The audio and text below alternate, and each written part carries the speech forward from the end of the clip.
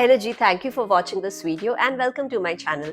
आज हम बात करेंगे आदित्य बिरला के वैल्यू इन्वेस्टिंग फंड के बारे में। तो हर बार की तरह हम देखेंगे इस फंड के फीचर्स क्या है, इसकी रिटर्न प्रोफाइल क्या है, सेक्टोरल एलोकेशन, टॉप होल्डिंग्स क्या है, कहाँ कहाँ ये फंड इन्वेस्ट करती है, इसकी अंडरलाइंग स्टोरी क्या है, इसके आगे के प्रोस्पेक्ट्स कैसे हैं, इसके कॉम्पिटिशन, पेयर्स, ये सारी बातें करेंगे हम इस वीडियो में।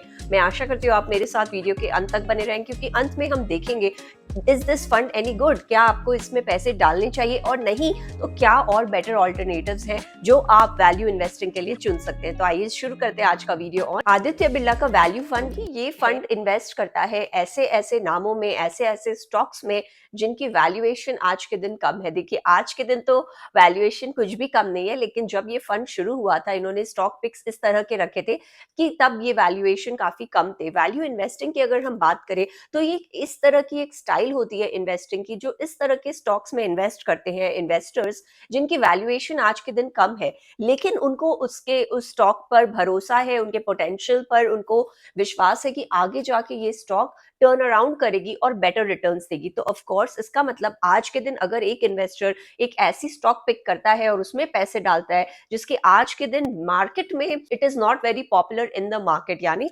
मार्केट में ज्यादा लोग उसमें इन्वेस्ट नहीं करें, तभी उसकी वैल्यूएशन भी कम है, लेकिन आगे जाके once the market realises its potential उसकी प्राइसेस बढ़ेंगे। तो आज के दिन अगर हम बात करें उस स्टॉक्स की वैल्यूएशन कम होंगी, उनके पीई पीबी रेशियोज कम होंगे, making it a good pick. आज के दिन अगर पैसे डालने चाहिए तो आप कम पैसों में कम, वो स्टॉक कम एक्सपेंसिव होगा। और वैल्यू इन्वेस्टिंग अगर हम बात करें, ये पॉपुलर हुआ था big investors like Ben Graham and Warren Buffett.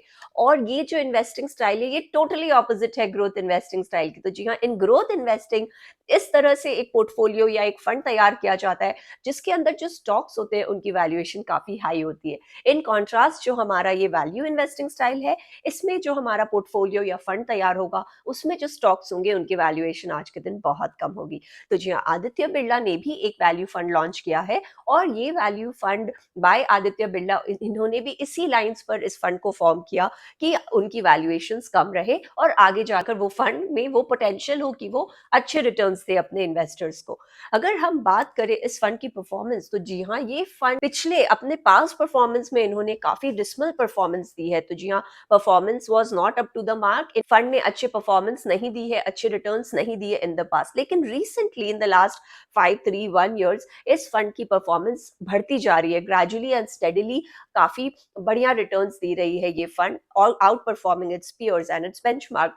तो क्या ये फंड टर्न अराउंड हुआ है और क्या ये आगे भी हमको अच्छे रिटर्न्स देते रहेगा? तो चलिए एक नजर डालते हैं इस पोर्टफोलियो के फीचर्स पर। तो ये फंड का जो साइज है, उसकी AUM जो है वो है एट अराउंड 5600 करोड़। तो जी हाँ, काफी एक डिसेंट साइज है, छोटा बिल्कुल नहीं है। अगर आप इसको कंपेयर करें ICICI प्रूडेंशियल के वैल्यू डिस्कवरी फंड से, तो उनकी जो AUM साइज है वो काफी ज्यादा है, it is around 30,000 CR as of today. लेकिन ये फंड का आप देखिए in contrast, you can make a contrast की इस फंड का जो AUM साइज है वो है 5600 करोड़। अगर हम बात करें इस फंड के रिटर्न्स की, तो इस फंड ने लास्ट 1 ईयर में 55% के रिटर्न्स दिए हैं।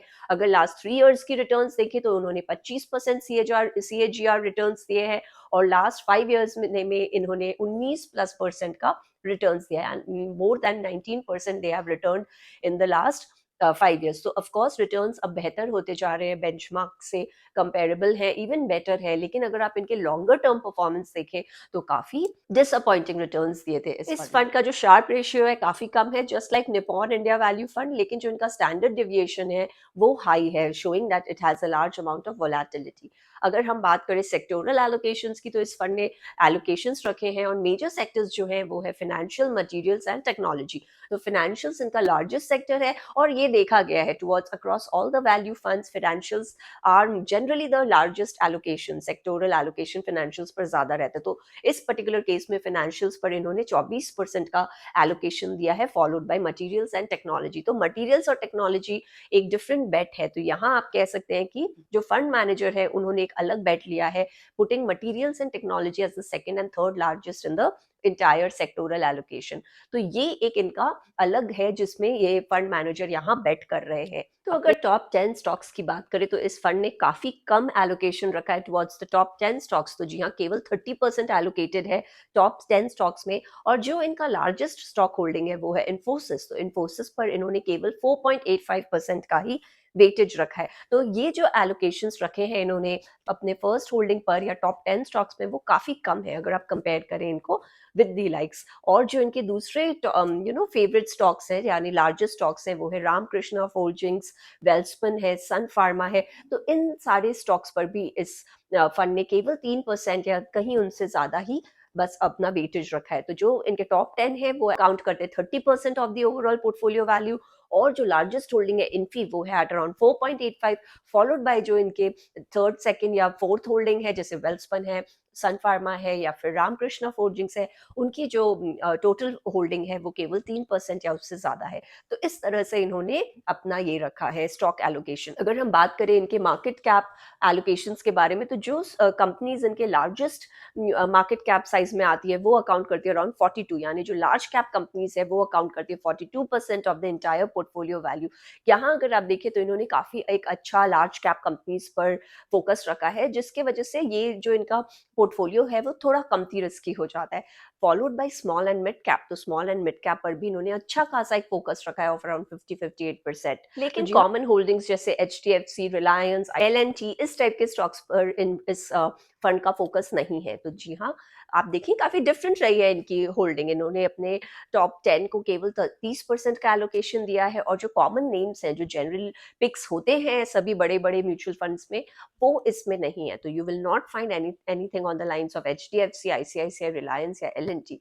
बात करें अगर इनके टोटल स्टॉक्स की तो इस फंड में अराउंड 75 टोटल स्टॉक्स है। तो वो काफी ज्यादा है। ये इतना मैंने कभी नहीं देखा है कि एक फंड इतने सारे स्टॉक्स है, अराउंड 75 इन टोटल। तो काफी ज्यादा इन्होंने अपना ओवरऑल होल्डिंग रखा है। और जो इनका चर्न रेट है वो भी काफी हाई है एट अराउंड 55%। तो इस तरह से ये हो गई इस म्यूचुअल फंड की पूरे स्टॉक होल्डिंग्स वगैरह, सेक्टोरल एलोकेशन वगैरह, रिटर्न प्रोफाइल क्या है। अब देखते हैं इस फंड का एक्सपेंस रेशियो क्या है। तो जी इस फंड का एक्सपेंस रेशियो है वो है at around 1.89% in regular plan, और डायरेक्ट प्लान में इट कम्स टू 1.01%।